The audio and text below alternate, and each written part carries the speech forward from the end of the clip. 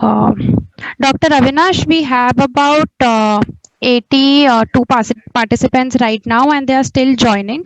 So if it is okay with you, can we wait for another 4 to 5 minutes? Yeah, sure, sure. We can wait. I hope I'm audible. Yes, sir, you're audible and your video is also visible. Hi. Hi, Devinder. Hi, I good think evening, he's. sir. How are you? I'm doing good. Thanks. So today we have two topics, and from today we are, inaugurating this session of teaching. And so initially, what we are going to do is the first two sessions which we are going to take. It's very basic. So, what is the ECG system? How does electrogram appear on the ECG? um, what are augmented leads, what are unipolar, bipolar leads. So basically, it's the formation of ECG and how is the axis plotted, which technique to use for taking an axis, and things like that. So my topic will be covering that. Now there are other interesting topics which are to be taken in the next part of the series, which are related to somewhat similar topics. For example, lead misplacements and troubleshooting in ECGs. So that is a separate issue. So I have not combined both of them. So it is today. It's all about origins of ECG, how it inscription and all. And Dr. Claire will be talking about mostly about the classification and mechanism of arrhythmias. So these things will be there. So if you want, we can wait for some time, or we should start. I think we should start, Babbar. Sure, sir. If you allow me, can I give a small introduction? Yeah, sure, sure. Thank you. So, good afternoon, everyone. On behalf of Boston Scientific and INTAS, I welcome you all to the first session of ECG Academy, directed by Dr. T.S. Clare. Dr. T.S. Clare is the chairman of PSRI Heart Institute and heads the Cardiology and Electrophysiology Department. He is an expert in interventional cardiology and electrophysiology, doing the maximum number of radiofrequency ablations, and is the first one to implant ICD, CRTP, and CRTD devices and his bundle pacing in the country. He has about 150 publications in national and international journals and has been on the editorial board of Indian Heart Journal. He was also the founding president of the Indian Heart Rhythm Society.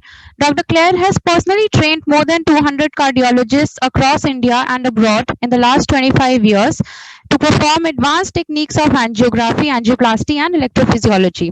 Additionally, he is also an honorary professor for cardiology at the Banaras Hindu University. With this, I would also like to welcome Dr. Avinash Verma, who is a consultant at PSRI Heart Institute. He did his DNB cardiology from Scott's Heart Institute, Delhi, and is among the few dedicated cardiac electrophysiologists in India, performing over 2,000 cardiac implantable electronic devices and radiofrequency ablations. He specializes in pediatric and cardiac electrophysiology as well, and has done numerous radiofrequency ablations in children as young as 3 years old. Over to you, sir. Hi, good evening. So I'm back in my mask. I just wanted to show you all my face. So basically, what I'll be starting with formation of ECG and electrophysiology. I hope my slides are visible, Arzu. Yes, sir, they are visible. So, good evening, everyone. I welcome you all to the first session of this training workshop. So today it's all about formation of ECG, electrophysiology of heart, the basics, nuts and bolts, how the ECG is inscribed on a piece of paper, what is the physics behind it, and also Dr. Claire will be covering more clinically relevant topics like what is the basic mechanism of arrhythmias, how is enhanced automaticity there, what are triggered activities, what are the prerequisites for re-entry, how does these tachycardias they come, and also they will be also he will be covering about the pathophysiology or physiology of ST elevation, ST depression, and all those things. So all those things are covered in the second part of the lecture. So initial part of the lecture will be of around 20 minutes, and then 5 minutes will be discussion, and after that around 30-35 minute Dr. Claire's talk will be there, and then final discussions and question and answers. So basically, we have to understand that whenever we're talking about electrophysiology or electrocardiography, we are dealing with a cardiac cell. We are dealing with heart. Heart is made of cardiac cells, and all these cardiac cells are electrically active. So these cardiac cells you can think about as a individual small contained pieces, and each of them they contain a charge. So there's a positive positive potassium charge inside, and there is sodium and calcium ions outside. So net resting membrane potential is calculated of these cells, which is by Nernst equation, and it takes into account the equilibrium potentials of both potassium, sodium, as well as calcium. So if you take the Nernst equation, which is, I can tell you it's 58 log to the Ko upon Ki. So it comes out to be around minus 90 millivolt. So that is the resting membrane potential that you have. What you want to measure with ECG is a change in that potential. Remember, the fields are not the thing that you measure, it's the change of field that you measure. So only charge you don't measure. So cardiac cell, mostly sodium and calcium ion, which is extracellular fluid, and cardiac cell, mostly potassium ion inside. And the cell membrane is that thing which separates these two. So based upon these osmotic gradients and concentration gradients of these ion, electric charge is generated.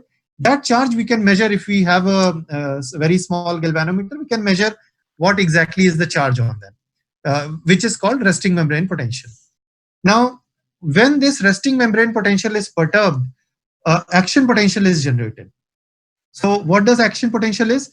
Inside the cell, if suppose the conductance of sodium suddenly increases, so on the baseline, the conductance of the cell membrane to both potassium and sodium are kept tightly in control. So as soon as the depolarization wavefront comes, immediately in phase 0, suddenly there comes a large surge of sodium. So sodium depolarizes the resting membrane potential from minus 90 millivolt to plus 20 millivolt. And this entire surge takes only few milliseconds. And this is because of fast acting sodium channels. After that, ITO channel opens and the, your first phase of the action potential is there, then second, then third, and then fourth. So there are 4 phases of action potential. You can also see there is a dot line which is called threshold potential.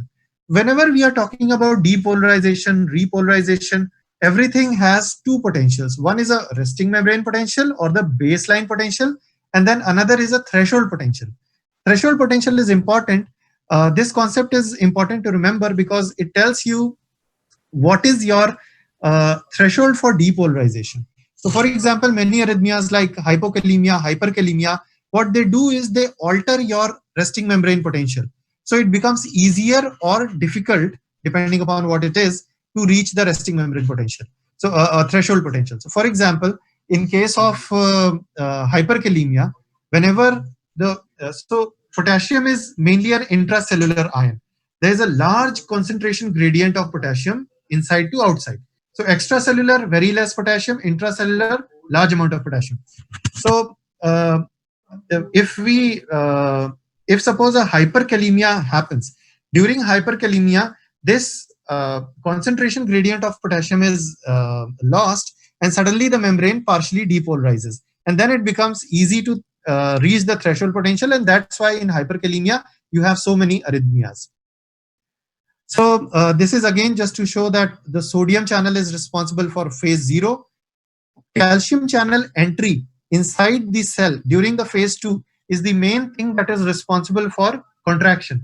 So remember, a muscle cell has an excitation contraction coupling.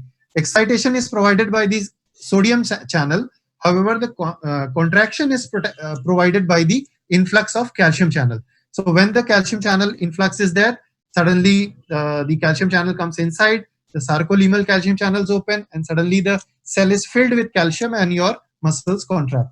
So that's how excitation contraction are coupled to each other. And then repolarization happens. Repolarization happens by the outflow of potassium channels.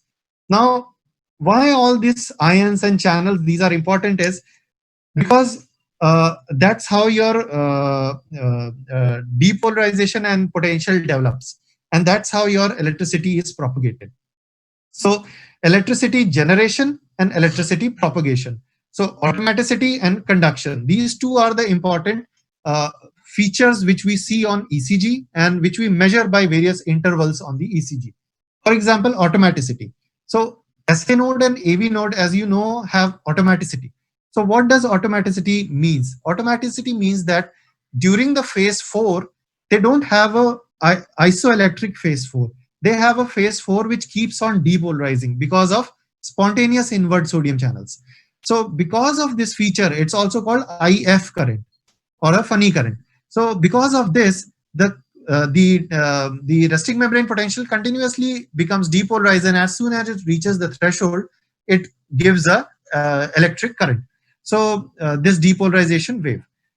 This tells you what is the automaticity. So there are various ways by which you can change this automaticity, which Dr. Claire will be talking about, and they will guide you towards what is there in your ECG and what is your next treatment should be. For example, how does beta blocker help here? How does calcium channel blocker help here? So all these things are clear once you know what is there at play. Similarly, action potential of myocardial cells, if you superimpose that, some of you might be thinking that why we are talking about this action potential. It's not something only seen by the scientist. What you see on ECG is the difference between the action potentials of epicardium and endocardium. So your ECG leads, they measure the difference between the epi and endo, and net electric current is deposited on your skin and which is measured by the ECG. So your ECG directly reflects your action potential. The R wave is the initial depolarization wavefront. The ITO, the first phase, is shown by the return of R wave to the baseline.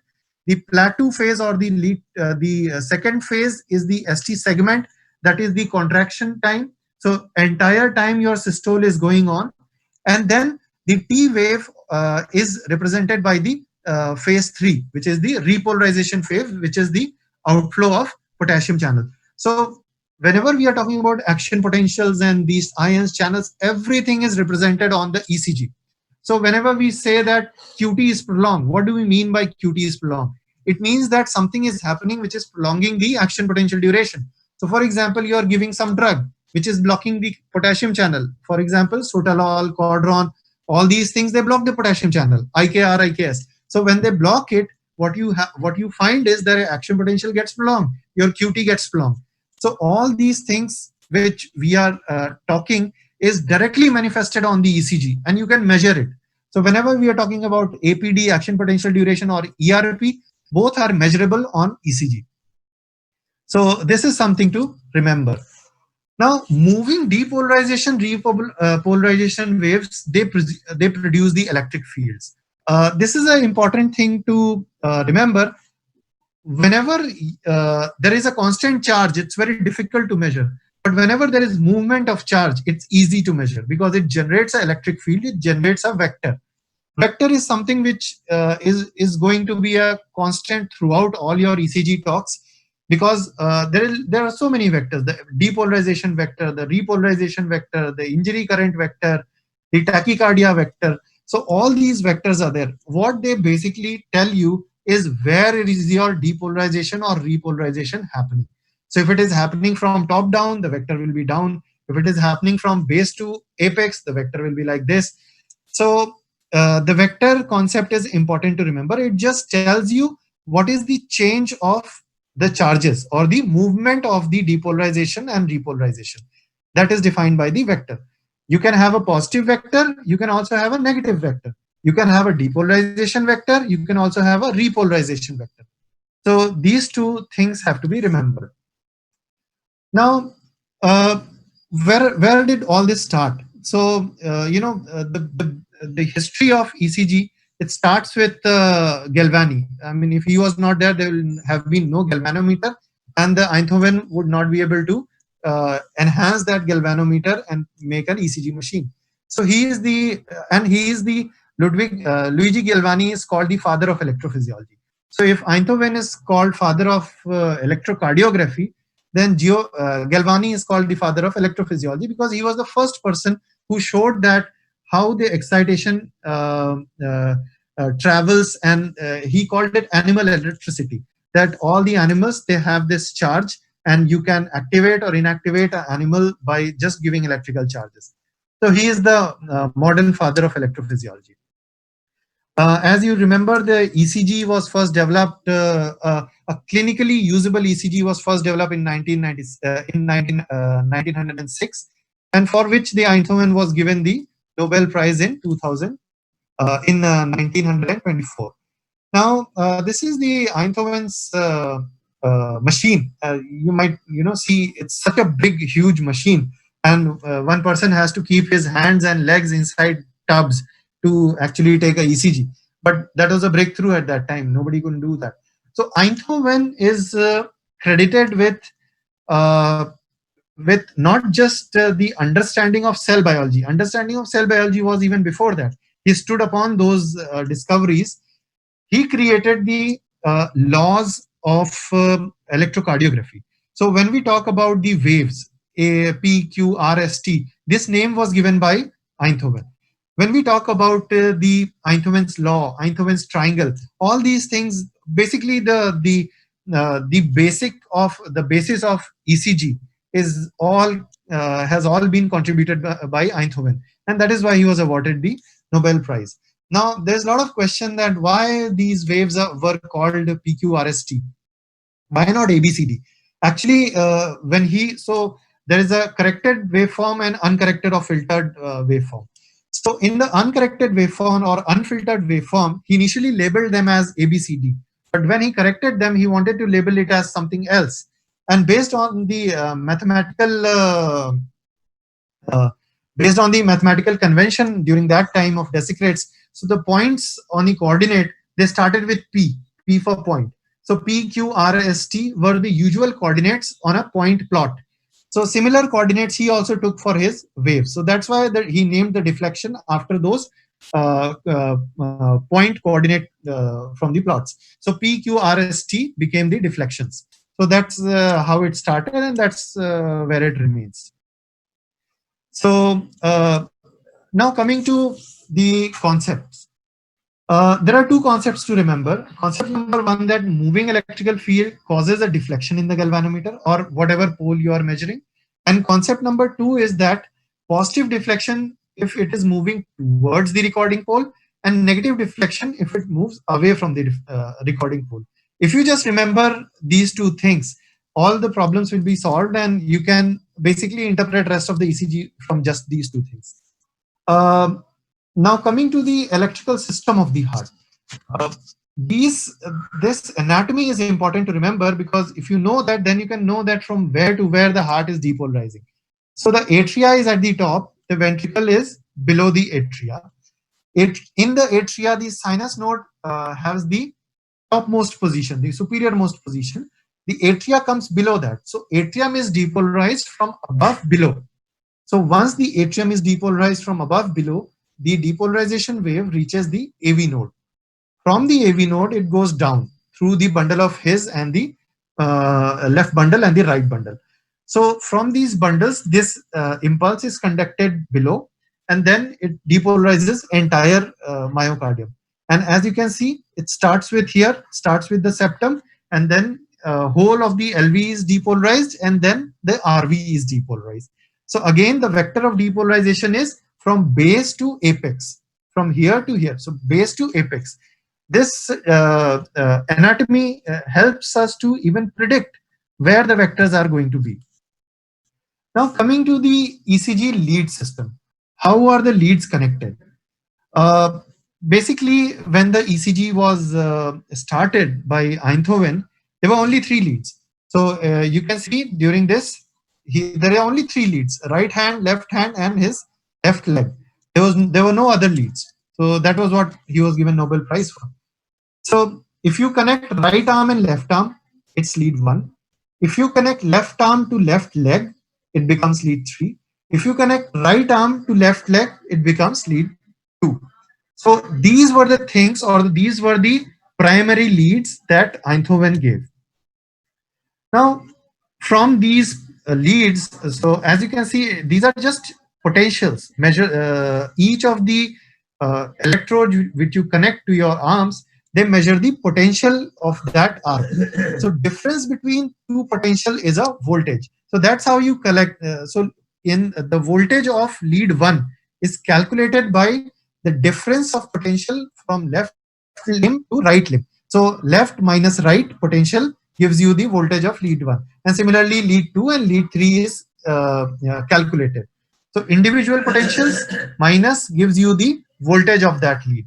So difference between the potential of two poles is voltage of the limb lead.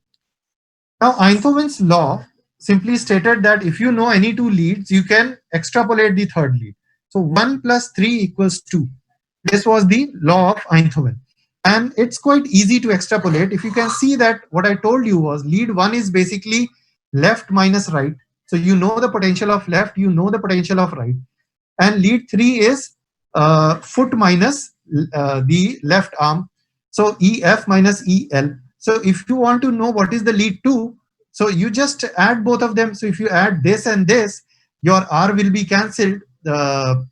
Your L will be cancelled, EL and minus EL, and what you'll be left with is F and R. So your foot and right arm. So that's why if you know any two leads, the voltage of third lead can be calculated. So this was the Einthoven's law. So you can very easily see here. Now coming to another confusing point, what are the augmented leads? Why are they called unipolar? What are they actually? So basically, Einthoven just gave the bipolar leads. There was a need for a hexaxial reference system, so you must have some unipolar leads also. Instead of just seeing the difference between the two voltages, you want to know what is the absolute voltage. So that will tell you the unipolar of that limb. So to calculate the unipolar, you need a central terminus or a negative pole, which is not a single arm. So remember, in bipole, you connect the two arms. So then you can never have a unipole because the other arm will be a reference. On the other hand, if you want unipole, then you must have reference which encompasses everything. So it should not have a differential reference. So what Wilson central terminus does is basically it takes all the leads and combine them and connect it to the negative port.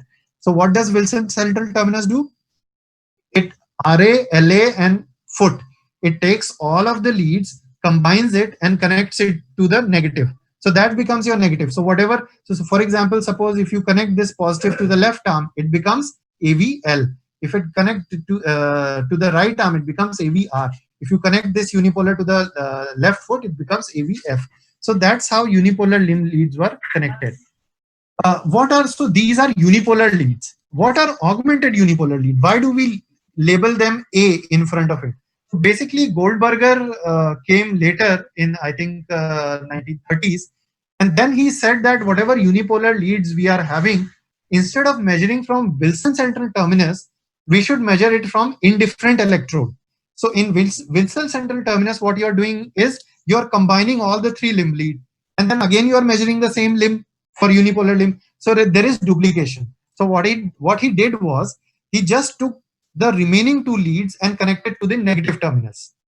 So instead of Wilson central terminus, in which all the three leads are combined and put into the negative terminal of the galvanometer, he just took the other two leads, the other two limb leads, and combined it to a negative lead and connected to the negative part of galvanometer. So what it did was, and also added a 5000 ohm resistance to it. So what it did was, it increased the unipolar voltage in these leads by 50%. So that is why all these leads are now called augmented leads. So it was done by Goldberger, not by Einthoven.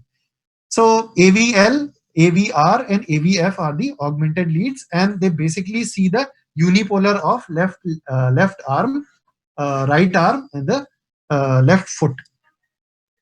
Now, hexaxial reference frame is basically a system which comprises of three limb leads, bipolar limb leads, and three unipolar limb leads.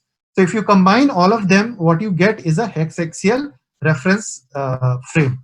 it is seen only in the frontal plane. So this is very important because it tells you what are the axes of various kind of vectors. Similarly, you have a horizontal plane axis, although we don't usually calculate the horizontal plane axis, but it is important to remember because in lot of arrhythmias, when we want to see whether it is RVOT, LVOT, then these unipolar chest leads and this horizontal plane axis, they comes into play. Anything posterior to anterior will have a positive in V1. Anything anterior to posterior will have a positive in V6 and negative in V1. So over there, these things come into play. Now, what are the lead placements? These are very routine thing. There's nothing much to talk about. So V1, V2 go in the right and left side in the fourth intercostal space. V4 goes in the mid-clavicular line. V3 goes in between them. V6 goes in the mid-axillary line, and V5 goes in between them. So it's a very easy thing to remember.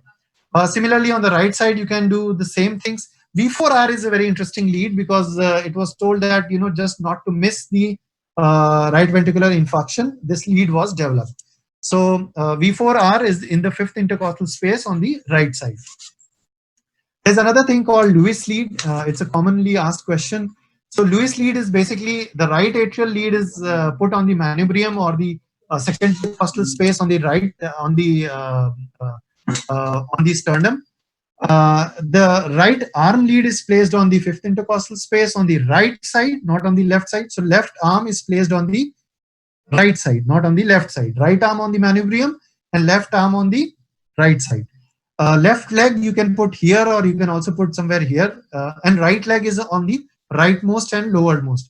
Basically, the Lewis lead is used for negating the ventricular forces and exaggerating the atrial forces. So if you do this kind of modification, it was used for monitoring the atrial fibrillation and also for monitoring the return of sinus wave post defibrillation, for monitoring of flutter waves. So all these things, Lewis lead is somewhat important. Now coming to depolarization and repolarization vectors and how they can be plotted. So as you can see from the axis of the heart, you can think that the depolarization is coming from above downwards. So you can plot this. So if you have a vector and if you draw an Einthoven triangle around it, you can plot it. So on lead 1 will be positive, lead 2 will be positive, and lead 3 will be equiphasic. So like this, you can plot it. Similarly, the lead amplitudes can be plotted on a graph paper to find out the actual axis. So you can actually calculate the axis on a graph paper. But we don't generally do that. We rely on the quadrant method and the equiphasic method.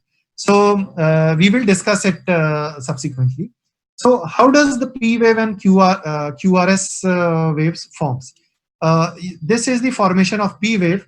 The SA node depolarizes and then the atria depolarizes. Once the atria depolarizes, the depolarization vector is from above downwards, so towards the lead 2 direction. So P wave, you can see here in lead 2 upward slope, lead 1 upward slope, and lead 3 upward slope. And that is why P wave is positive in lead 1, 2, and 3 both. Then there is a delay in AV node which gives rise to the PR segment. And then the septal depolarization happens. So whenever the septal depolarization happens, the vector is from left to right. So left to right, this you can look here. So this is the vector. And if you can plot this vector on lead 1, you will see that lead 1 will have a septal Q. So that is why lead 1 has a septal Q. And if you can plot this on lead 2, you will find that lead 2 also has a small Q wave, and lead 3 will be having positive. So this will be the initial septal depolarization, and then your major chunk of R wave forms, and you have an R wave inscription. The major axis of QRS is there, and everything is R wave here. And similarly, once the R wave stops, S wave is nothing but going away of R wave in certain situation, and in other situation, X wave, the S wave can be a active depolarization. The terminal part of QRS vector is pointing upward. The posterolateral segment of LV is the last portion to get depolarized. That is why that vector, the terminal QRS vector, is facing outwards. So if this faces outwards, where does the lead 1 becomes? Lead 1 comes absolutely crashing down. So that gives your S wave in lead 1. Similarly, it gives your wave in lead 2, and it gives a S wave in lead 3. So if your this vector goes more high, then lead 3 becomes more negative. And then similarly, the T wave repolarization happens and everything becomes positive. Now, ECG paper and related heart rate and voltage computation. This is very basic thing. I think you all know that the ECG paper is divided into these squares. Each small square is 0.04 second or 40 millisecond, and each large square is comprised of 5 small square, and it's 200 milliseconds or 0.2 seconds. If you combine 5 large squares, it will become 1 second. Similarly, each one small block on the x-axis, on the y-axis is 0.1 millivolt. 10 blocks will be equal to 1 millivolt. So this is important thing to remember. Rate calculation, just remember this rule of 300. Count the number of big boxes, divide by 300. So one big box is 300 heart rate, 2 big box, 150 heart rate, 3 big box, 100 heart rate, 4 big box, 75 heart rate. So 300 divided by 4 is 75. 5 boxes, 60 heart rate, and similarly you can keep on dividing by 300 the number of boxes, and you will get your this is by far the easiest way to calculate, and the fastest way to calculate the heart rate. Of course, there are other ways of 1500 divided by the number of small squares. So all those things are there. And the 10-second rule, they count the number of waves in 10 seconds and you multiply it by 6. So all these ways are there to calculate the heart rate. You can use any of them. Now coming to calculating the axis, which method to use? The quadrant method is the most common method, and it is a rough estimate of the axis, but frankly speaking, this is the most common method which is used by everyone. So what do you see? You see 2 leads which are at 90 degrees to each other. You see lead 1, you see lead AVF. So if something is positive in lead 1, you know that net QRS vector is positive here. If something is negative in AVF, you know that so AVF is positive down, negative up. So net vector is negative. So it's on this side. So if you combine both of them, the common quadrant is this. So the quadrant or the axis in this case will be from 0 to -90. In other words, you can say that if lead 1 and AVF are leaving each other, it is called left axis deviation. Similarly, if the lead 1 and AVF both are negative, then it becomes extreme axis deviation. If lead 1, 2, and AVF, all 3 are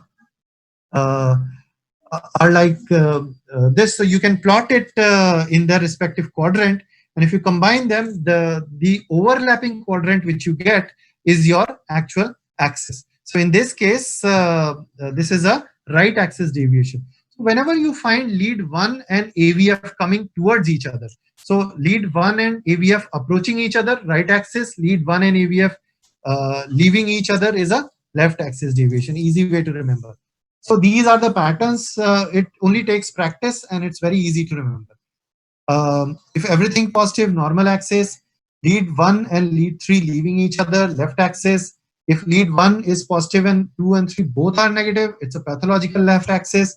Lead 1 is negative and 2, 3 positive, right axis. Everything negative, extreme axis. And if you can't find anything equiphasic everywhere, it's indeterminate axis. You cannot determine it. Another method of finding out axis is equiphasic approach. So basically what you see is which lead is equiphasic. So it's quite easy. You find out the most equiphasic QRS complex, and then you identify the lead 90 degree on the axis of this equiphasic QRS complex. The QRS in this second lead should be positive or negative. Wherever it is positive, that is your axis. So for example, over here.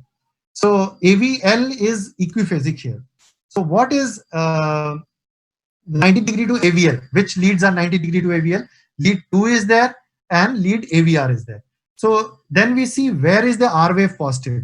So lead 2 is positive, AVR negative. That means that your axis is towards lead 2, it's around 60 degree.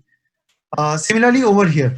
So you can see that lead 2 is equiphasic. So which is the lead which is 90 degrees to lead 2?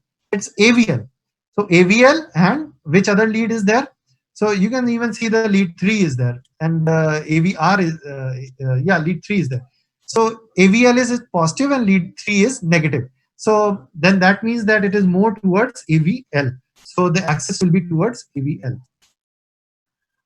Similarly, over here, if you see, lead AVF is equiphasic. So if AVF is equiphasic, lead 1 is 90 degrees to AVF.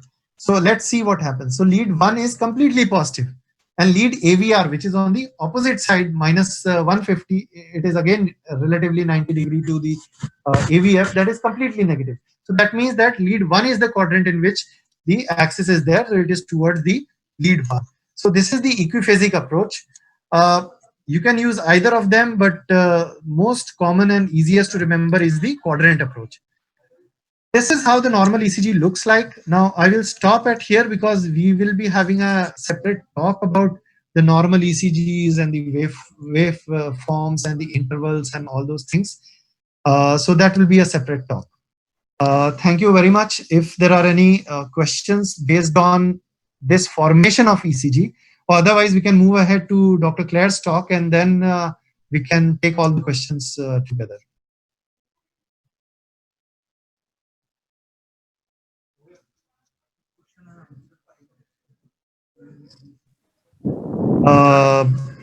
Arzu or Devinder, if anybody is there. Yes, sir. Sir, not yet. I'll just put in a word. Dr. Claire. Right. Nash will be here as the opening batsman. So In the meanwhile, all the attendees request you to please share the questions on either chat or question and answers, so that we can take it up after Dr. Claire's session. Dr. Avinash, as of now, we have one open question. Should I tell that to you? Yeah, sure. So, Dr. Sai Kiran asks, please comment on the interpretation of P wave and T wave axis. Yeah, so basically T wave axis and P wave axis is done exactly like the QRS axis. You see the net deflection of T wave or P wave in any lead. For example, you take two leads, you take 1 and AVF. If P wave is net P wave positive in lead 1 is 1.5 millimeter, and net P wave positive in lead AVF is 1.5 millimeter, then you plot it accordingly. So it's the same method. You use the quadrant method, same thing which you use here also. Only thing you have to remember is that positive and negative you have to calculate. So for example, if the P wave is positive negative in lead 1, then you will take it as 0. You will not take it as 1. So it will not come towards the positive part. So rest of it is exactly like the QRS axis. You count the positivity and then you plot it on the quadrants, and whichever quadrant it suggests, that is your axis. Similarly, T wave. In T wave also, you have to see the positivity of total deflection of T wave. So for example, if in lead 1 the T wave amplitude is 4, and if in lead AVF the T wave amplitude is 5, then you plot both of them positive 4 and 5. So net repolarization vector will be somewhere around plus 60. So it's exactly the same way.